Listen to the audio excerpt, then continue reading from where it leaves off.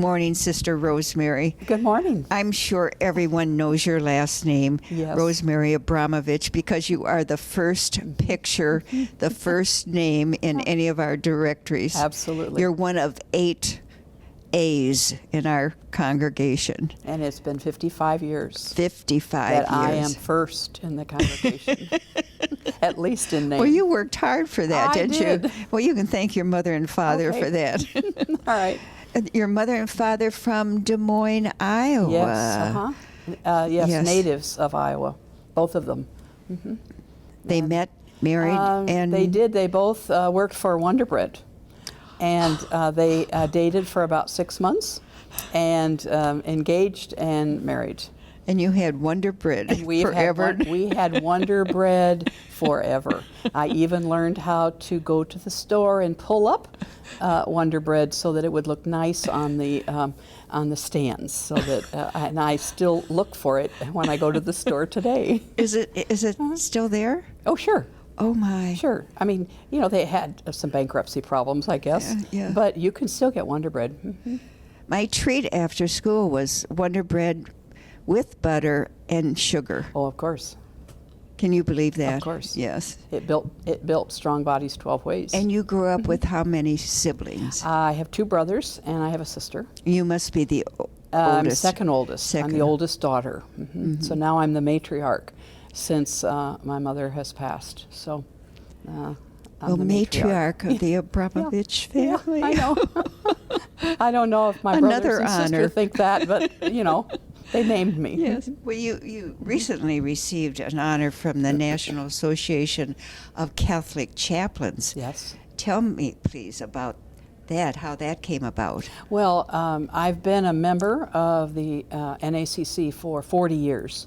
And last year was the 50th anniversary. I was not able to go to the celebration. So I went to the conference this year, and they had me come up on the stage to honor me, as well as Cyrilla Zarek. And it was just a lovely event. I served as the president of the NACC from 1987 to 1989. And so it was a lovely affirmation of my service. And I've really loved being a chaplain for all those years. Where did your chaplaincy begin? I went to Mercy Hospital in Chicago one Saturday afternoon with Cyrilla and said, "Let me see what you do." And so she was the chaplain there, and so we had spent several hours, and I knew as soon as I walked in a room and visited, and I observed how she really interacted with this patient, I said, "Oh, I think I can do that." So I did CPE with Cyrilla, and then I began my work. At the same time I was doing that, I was also a religious ed director at St. Clair of Montefalco, and you know, we never just do one thing at a time. So, but after I finished that ministry, then I went to work at Little Company of Mary Hospital in Chicago. What other hospitals? St. Charles Hospital in Oregon, Ohio, which is just east of Toledo, and I was pastoral care director there. And then I went to Columbus, Ohio, and worked with the Holy Cross Sisters. And I was pastoral care director at Mount Carmel Medical Center. In that span of time, or let's say through these 40 years of such a beautiful ministry, how many confessions have you formally or informally Well, heard? I would say hundreds. Hundreds. Hundreds. People confided in us, and we listen. I learned to listen very in a sacred way. It was they entrusted their story to me and to others, and it was really a sacred time for me. What about anointings?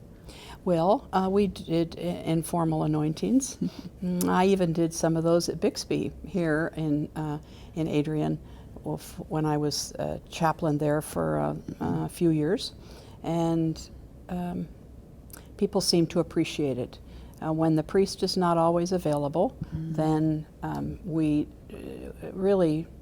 did do the anointings, and we invited family to be there. Sometimes it was just the patient and ourselves.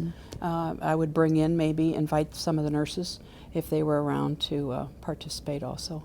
But sacramentally, I guess it is a sacrament.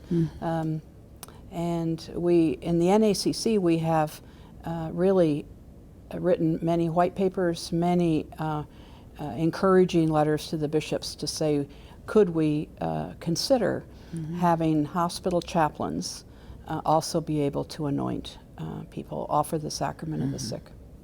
So we're still waiting.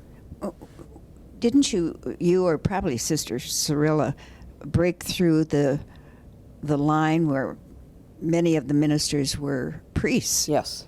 So it was a novelty, I shouldn't say novelty, but it was unusual to have a woman, mostly women religious, correct? Right, in the beginning. The NACC was really priests and made up of priests, and they welcomed us in about, I think it was about 1973. Cyrilla would know that better.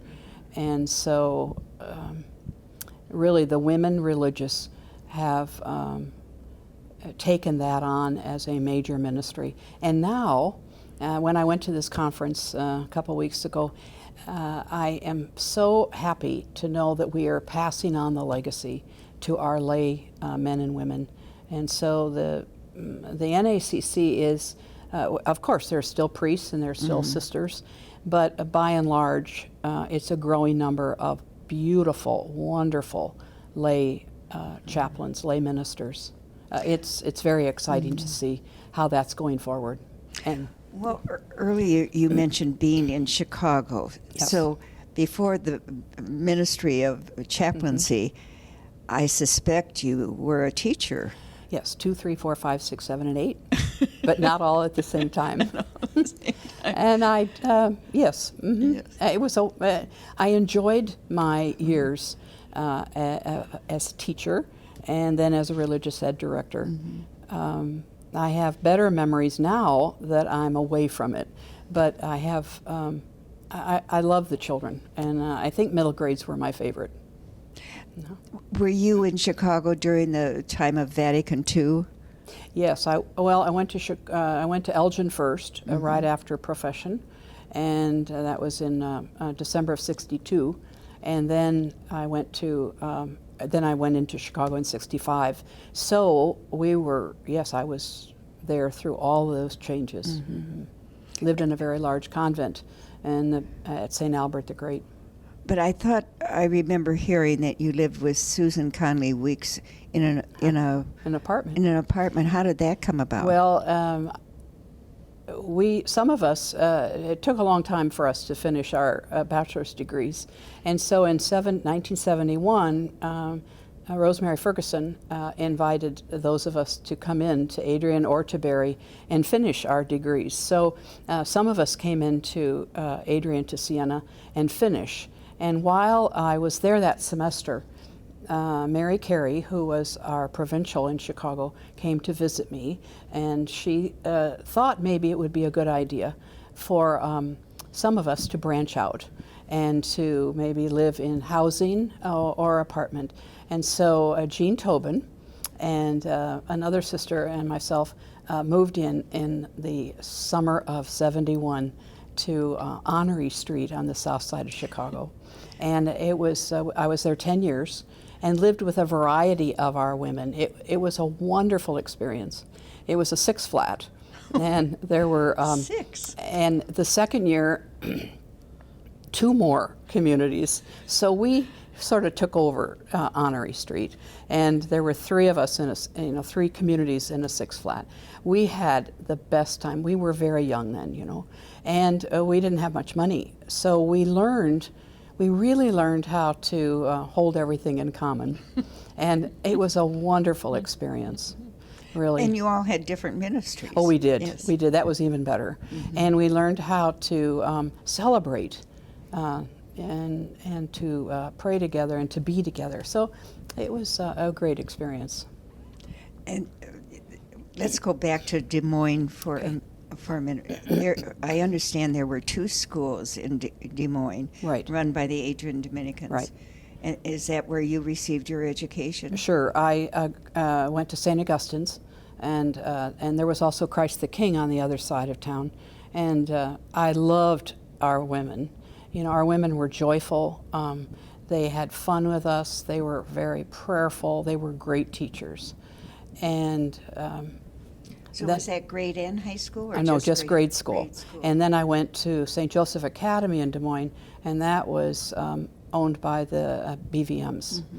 They worked very hard to encourage me to enter the BVMs. And how did you resist them? Well, Thank God. I went to the bishop's parlor. I was invited to the bishop's parlor at the school periodically to receive brochures and to have conversations with the sisters. And I said to them, I had no intentions of entering.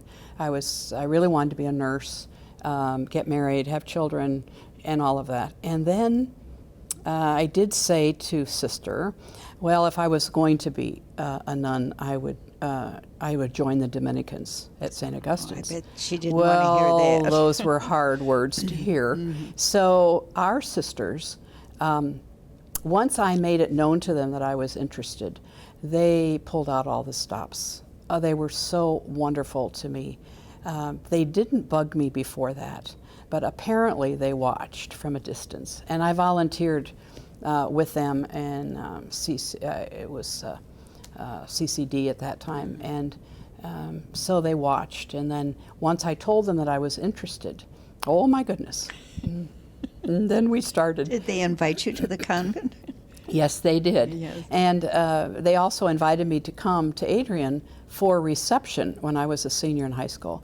And so I took the train into Chicago and got on the buses with all the Aquanites, and we came to see and observe a reception. And I went home, and about a month later, I asked for the application papers, the application. Beautiful. Yes.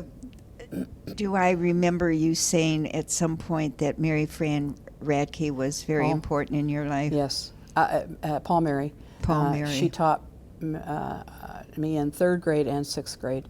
She was my favorite teacher. Now, I liked all the I liked them all. Mm-hmm. However, she was my favorite. Was And she your sponsor too? No, but they all were my sponsor. Yes. Of course. Of course. They were all waiting for me that June day when I entered. They were all sitting out on the front lawn here in a circle waiting for us to pull up, because it took 2 days to get from Des Moines in those days. So they were just wonderful. But she was very gracious.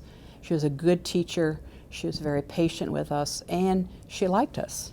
And she was a favorite of many students. Besides the 2 schools, weren't our sisters ministering with the bishop or for Yes. the bishop? How would you say Well, that? Bishop Daly was a Dominican, and he was the Bishop of Des Moines. And so 2 of our sisters were, they were more than housekeepers. They also drove him everywhere. And they were the chauffeurs, and he sat in the back seat, and they sat in the front. And In the habit? oh yes, this was back in the 50s, and really, they were wonderful women. But they really ran that household. Do you remember the names of any of those? Marie Kevin, Marie Sister Kevin. Marie Kevin, and I think it was Sister Mildred. And it was God bless them. Kevin was very tall, and Mildred was very short, and so. But they really facilitated the running of the bishop's house. Yeah. Rosemary, what's so beautiful about the connection with Des Moines and, let's say, Mary Fran Radke, is that you were administrator in the Dominican Lives Center when she was a resident, Right. both in the Regina and Right. Maria. Right.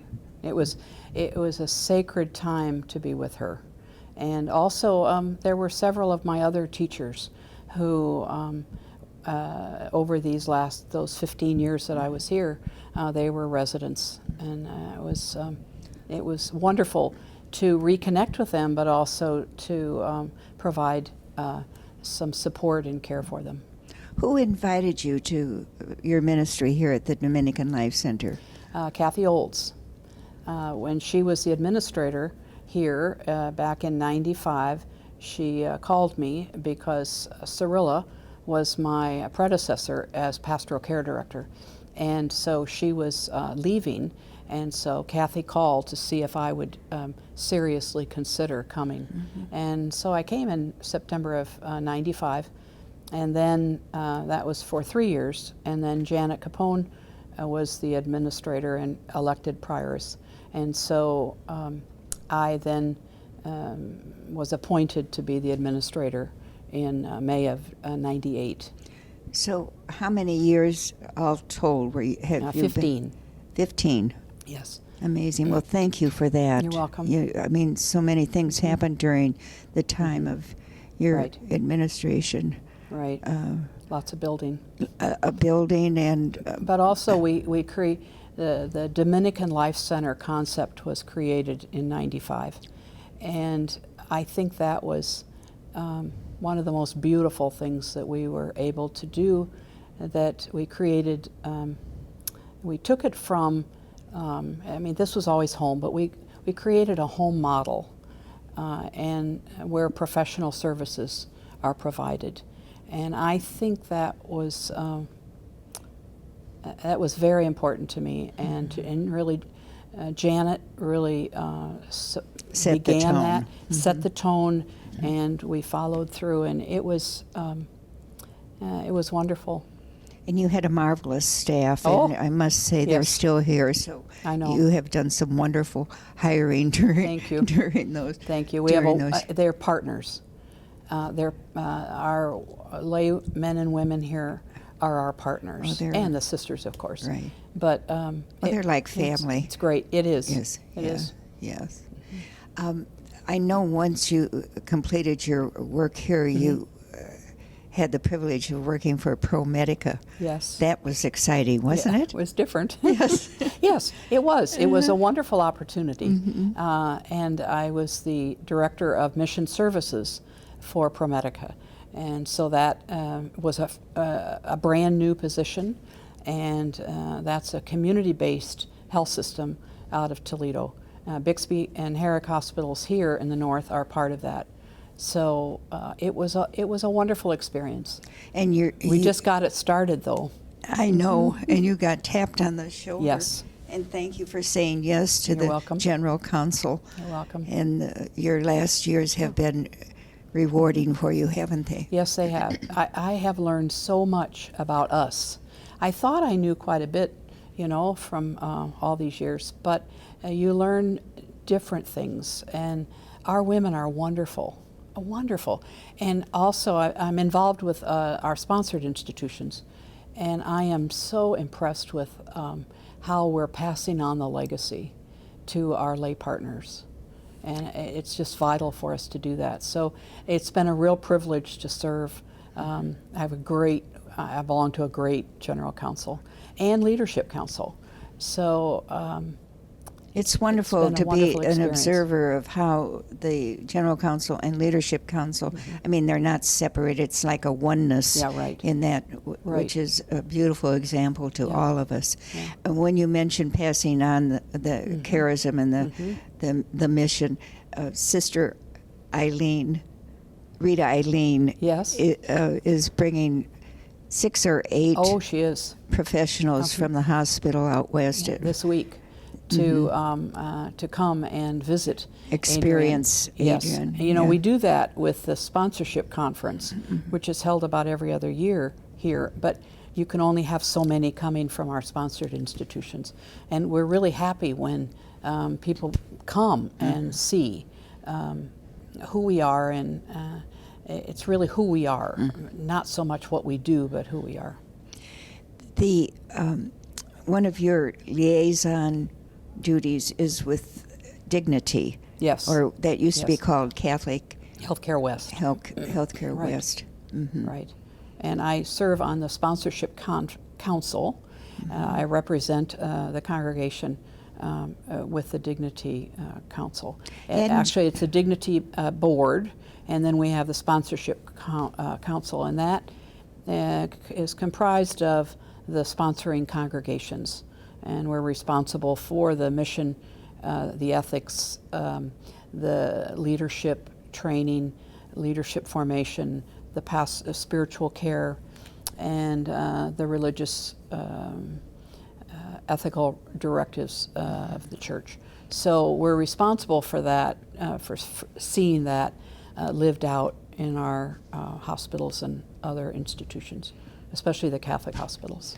Which communities are part of this? We have the Mercies from the West and Midwest. We have the Incarnate Word Sisters from Houston, the Franciscans from Redwood City, California, San Rafael Dominicans, and the Dominican Sisters of St. Catherine used to be in Kenosha, and they're now in Saratoga, California, and ourselves. Well, that's So enriching, isn't it? Yes, it is, Yes. and great to see and to hear how common our vision is and our mission, but we also have our own charisms.